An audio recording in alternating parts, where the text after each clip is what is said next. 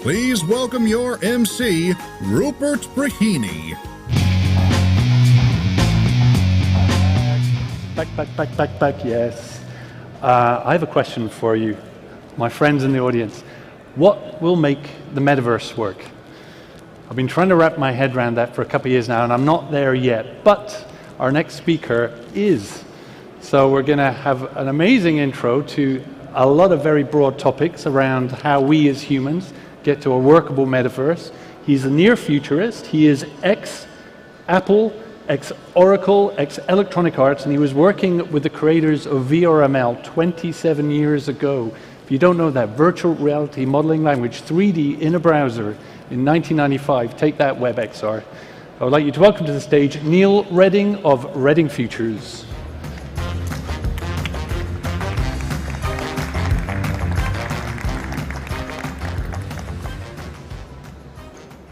We as a species and as business leaders struggle with intractable challenges that could actually be resolved.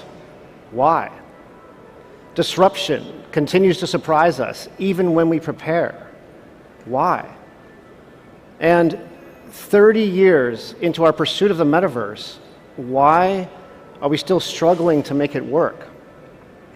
It's because our model of the world doesn't match the reality of the world. For 1 billion years, fungi have been evolving a globally pervasive ecosystem that connects countless trees and plants and microbes and many other species together, including humans. In other words, we as land mammals are participants in the billion-year-old ecosystems that fungi have built. Now, we don't think of ourselves this way. We don't think of humans essentially as participants in ecosystems, or even as being all that deeply connected to the people and things that surround us, living or otherwise. But we're on the verge of a profound paradigm shift. For the last 100 years or so, we humans have been discovering connectedness in all sorts of surprising places. In 1935, Albert Einstein co-published a paper in which he mathematically demonstrated that two particles can literally be anywhere in the universe and yet instantly and causally influence each other's behavior. He famously called this spooky action at a distance and seems to have been rather disturbed by the finding. And Einstein shared our current common sense that separate things, separated by large distances, can't be connected in this kind of precise and intimate way. And yet within a few decades, there was experimental proof of this phenomenon that we now know as quantum entanglement. Not many years later, biologists, building on an understanding of bacterial and viral activity in the human body, began to learn that while some of these microbes are detrimental and cause disease, a stunning volume and diversity of microbes lives in and on our bodies that turn out to be essential to our health and function. About 10 times as many cells are genetically not you as those that are you, and these comprise the human microbiome.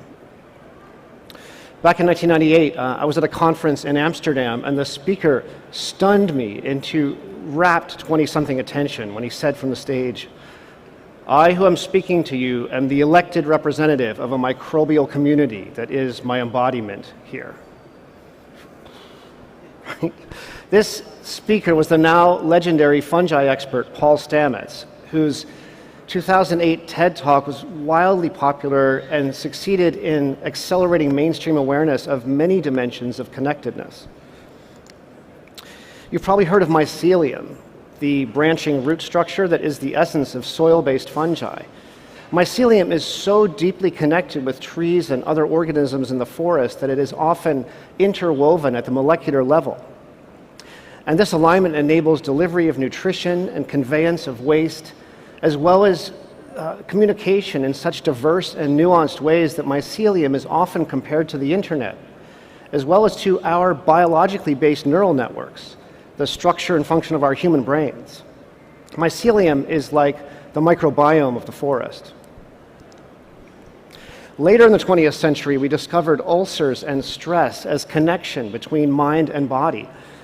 and that we can leverage this connection intentionally and bidirectionally to create calm, elation, all kinds of other states via meditation and yoga, cardio training, a vast array of consumable plants and other substances, and it seems like we're just scratching the surface of these possibilities.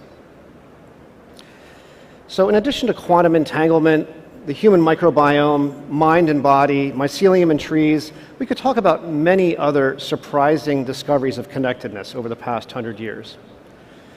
Many of you remember Schrodinger's cat, the demonstration Schrodinger made of the causal connection between the observer and the observed. Or consider the menstrual cycle alignment of women who spend time together.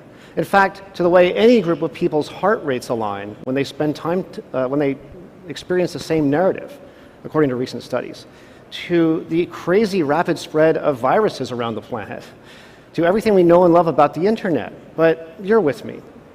You get it. We don't need more examples, right? You may even feel it.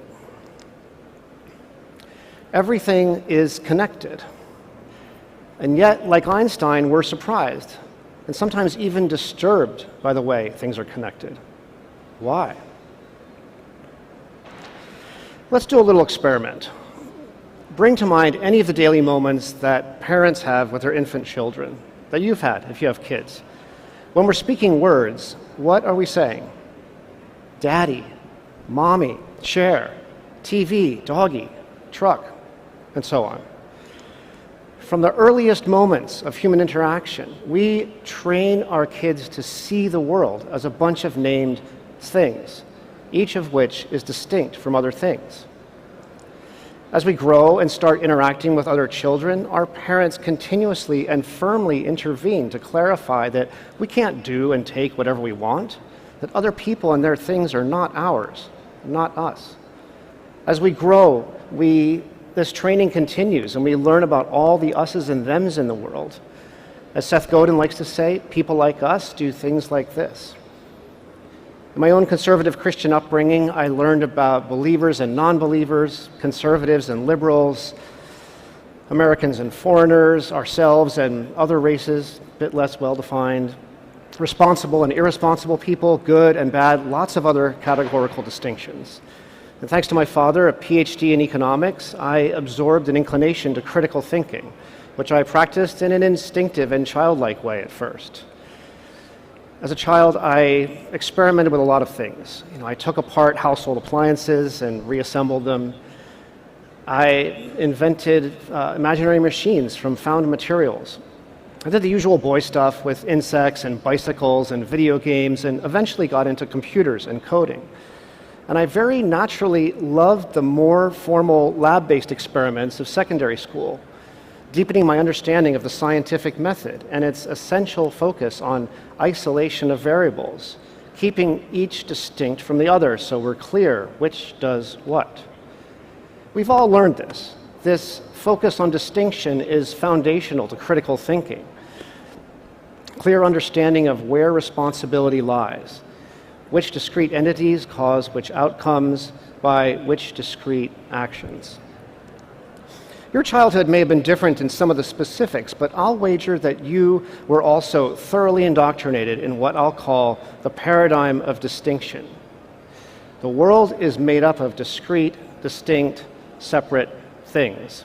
That's what the world is. And we're trained to see the world this way from infancy. And by the time we learn about externalities in business, about the importance of separating concerns and business units and people and ecological consequences, this paradigm is second nature. The paradigm of distinction is the air we breathe. It's our operating context. It's why we're surprised when we discover connectedness. And it's also what's limiting us as a species, preventing us from solving our greatest challenges, as well as keeping us from even imagining the symbiotic, thriving abundance that we and our businesses could realize. I mean, consider, without the concept of race and racial distinctness, would any form of structural racism be possible? Without the notions of distinct religions, nations, ownership of resources and exclusively, would war be possible? Without the concept of externalities, those undesirable side effects of everyday business operations, would environmental pollution, massive increase in political polarization, loneliness, suicide, countless other negative business impacts be possible, or at least culturally acceptable? And I think most interesting, without the concept of nature defined as separate from us, would our failure to address climate change be possible? In her work on leverage points, systems thinker Donella Meadows categorizes and ranks the places in a system where a small shift can produce large and cascading changes. The most effective leverage point, she says, is the mindset or paradigm out of which the system, with all of its goals, power structure, rules, and culture, arises. What if, instead of seeing the world as a bunch of named, distinct, separate things, we saw everything as connected, made up of nested ecosystems at every level? Assuming we did, could that be the key shift that would make all the difference? Connectedness, I'd argue, is what's there when our programming and the paradigm of distinction is stripped away. If you spent time with babies, you know they experience undifferentiated connectedness. And in fact, it takes many years for the ego, the subjective experience of distinctness from others, to become fully formed, or, if you will, solidly programmed and deployed to production. Psychedelics and meditation practice and high-speed backroads motorcycling and sex and public speaking and flow state in general roll back our perception of being distinct. Because it seems like when we find ourselves in any of these altered states, a profound sense of connectedness seems to be the default. It's what's already there. So let's just say that things in the world are way more connected than we realize, than our current paradigm and language and assumptions and behavior acknowledge. So what? So what if we're on the verge of a thriving, abundant future? I mean, Peter Diamandis and many others are speaking passionately about the abundance that exponential technologies will produce in the near future. And while these technologies are truly promising, as long as we continue to operate inside the paradigm of distinction, it's hard to see how we're going to create anything other than more of the same. More things produced by more businesses, creating more negative externalities, owned privately by more individuals, continuing to live out mostly distinct, separate lives. I believe the tipping point, the essential shift that will enable this thriving, abundant future, is our awakening into active, intentional participation in all the nested ecosystems we all already inhabit. This is what will make the metaverse work. And I don't mean just as a profitable business model or industry, although I do mean this. I mean what will make the metaverse work holistically for humanity and for all living things on Earth, supporting and catalyzing our thriving, abundant future. I'm going to share 3 tools we can use to accelerate this awakening, specifically using the technologies and shared enthusiasms that draw us here together today, to AWE in beautiful Lisbon. Tools that are foundational to the metaverse. So the first is decentralization. Now, we've heard this word a lot, granted. I'd argue that we've so far just scratched the surface of its implications. We'll see this in the coming few years. Now, decentralization can be thought of as distributed participation in a greater whole, as living organisms do in their natural state. In the digital world, of course, there have been massive economic and efficiency benefits of the centralization of search and social media and e-commerce and entertainment delivery, mobile device production, all the rest of it. But as the last 15 years or so has shown us, the very nature of engagement maximizing centralization of everything digital is to disrupt our experience of connectedness with each other and even with ourselves. As our communication is increasingly mediated by algorithms, and as our self-expression becomes performance for the algorithms, all of the emotional health and resilience and sense of belonging that we've historically received from self-sovereignty and connectedness is being eroded further and further. Now, so far, the guiding principles of distributed ownership and participation are, I believe, our best hope for creating an immersive world that embodies this self-sovereignty in balance with connectedness. I think democracy in its ideal form is decentralization. This is a decentralized autonomous organization. DAOs, as we know them, leverage blockchain technology to implement distributed participation in ways analogous to the ways that ecosystems of living things have evolved states of equilibrium and even symbiosis. The more we study mushroom mycelium and the ways it connects diverse plants and organisms in forest ecosystems, the more we will discover patterns that help us consciously evolve collective behaviors that create ever greater health and capabilities at the level of the human and business and natural ecosystems that we participate in. We can practice building these patterns into the smart contracts of DAOs and work to evolve DAOs so they operate at society scale, perhaps even humanity scale. This is biomimicry at the ecosystem level. Okay, so the second tool is presence. Now, we took physical presence for granted before the pandemic, for our entire lives, practically, right? But now that people are returning to stores in 2019 numbers, and here we all are physically in this room, how many people spent hours a day on Clubhouse in early 2021? I know I did, and like me, I imagine you found it provided this intimate connectedness with other people that was surprisingly vivid, a kind of audio co-presence.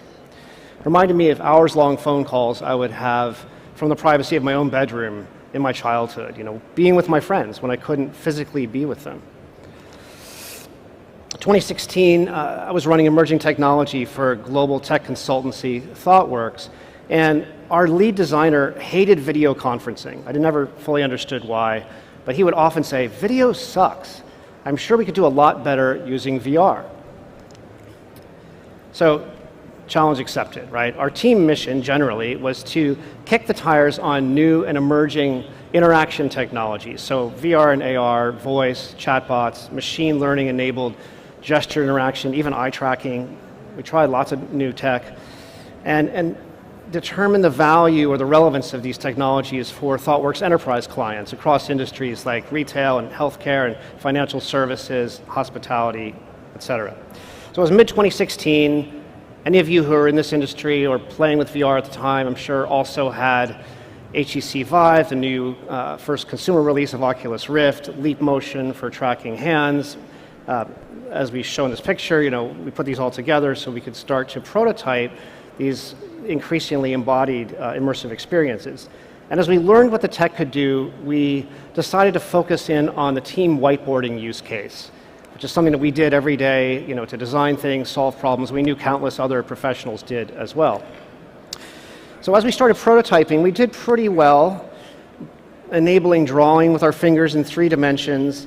We had embodied voice conversation with each other from any 2 places on the planet. Our team was pretty well distributed. But the surprising thing we stumbled into, by far the most profound thing, was that even though each of us looked like blue SpongeBob avatars, we felt like we were right next to each other. We could feel each other's presence. The familiar voice and hand gestures and body movement was really all that was needed to create this physiological sense of presence and connectedness with each other. Now, we'll eventually get photorealistic appearance and facial expressions, but it turns out we don't need them to experience presence. And the feeling of presence with other people creates an experience of connectedness much more than any existing social media can do. And the experience of being connected with other humans leads to looking out for each other, to creating space for diversity and self-expression, to operating more as an ecosystem. So decentralization, presence, and connectedness. Now, I've said this word a lot in this talk, but it's worth taking a few moments to go a little bit deeper because it's a very rich concept and term. We all remember hearing the terms big data, IoT, smart spaces. Now, these words are not on our lips at the moment, but the tech they represent continues to evolve and embed itself deeper and deeper into the infrastructure that supports our everyday lives. And these terms represent what I usually call the digital physical convergence. And this decade, as we know, it's going to continue to see massive advances in this convergence. And this includes everything that we call the metaverse, I would argue. Because if the metaverse means anything, it means connecting our physical embodiment to digital representations of physical space and objects. And as my close friend and collaborator Tony Parisi says, the metaverse is the internet, which is to say, it is vast and complex and chaotic and distributed and made up of countless different UIs and apps and participants, and the one common element of everything internet is that it's all connected. And I would add, constantly evolving in push and pull with humanity and everything else in the world. Now, this evolution will continue to bring with it more sensing of our movement and behavior and integrate it into larger digital physical ecosystems that are increasingly useful and even beautiful. When I ran the first digital experience design team at global architecture firm Gensler, we focused on designing spaces that reflected and responded to people that visit or inhabit them, even connect with them ideally. And this can look like responsive artwork, bringing a feeling of natural movement to a workplace like Microsoft's. It can look like merging the structure of the space with the digital content and experience of the space, as we did with Cadillac House in New York City. It can look like work that an emerging technology team at ThoughtWorks did for a large American fitness chain, Planet Fitness, where we helped them see how they could go beyond just inviting people to come work out in their cavernous gyms and connect with them in daily moments at home, in transport, when they were out in the world, to help them fulfill on their fitness and health goals. And connectedness can look like the holistic digital physical ecosystems we designed for the business model of GATX, a large American railcar leasing company, where we helped their leadership see, among many other things, ways that they could outfit their railcars with sensors that would report on the condition of the freight in the railcar and the railcar's condition and location itself, so they could start to pull that data into machine learning models to predict maintenance and repair needs, optimize the capabilities and transport routes of these rail cars to support their customers. So decentralization, presence, and connectedness. We've heard all these terms many times, but I'd argue that used as guiding principles in our design and development efforts, they are powerful lenses for unlocking unprecedented opportunities. Now, opportunities to evolve our business models for greater resilience and disruption resistance, absolutely. But much more importantly, in the context of the world broadly, these principles are essential for evolving our businesses and ourselves into greater alignment with all the ecosystems of the planet. Because as digital and physical converge, becoming expert in discovering and activating potential connections across all domains of our experience and our lives in the world becomes ever more important. And I don't mean just creating basic interactions between people and things, or even just creating holistically integrated ecosystems for brands and businesses. We can empower each other to participate and contribute fully, receive what we need, and realize what we truly want. We can take advantage of emerging and exponential technologies to not only produce everything humanity needs at scale, but also do this by implementing what Bruce Mal calls life-centered design, beyond human-centered. Because there is no thriving future for us until we return to a state of equilibrium with all the ecosystems of this planet. We know this. So let's try this on for size. The world is fundamentally made of ecosystems, not discrete things. These ecosystems are nested inside each other. It's ecosystems all the way down. Every identifiable thing is an ecosystem. A person, an apple, a business, a society, everything. This is the paradigm shift that will unlock solutions to our greatest challenges and give us access to massively transformative opportunities we've barely imagined until now. This is the ecosystem paradigm, and this is what will make the metaverse work for all life, for our thriving, abundant future. Thank you.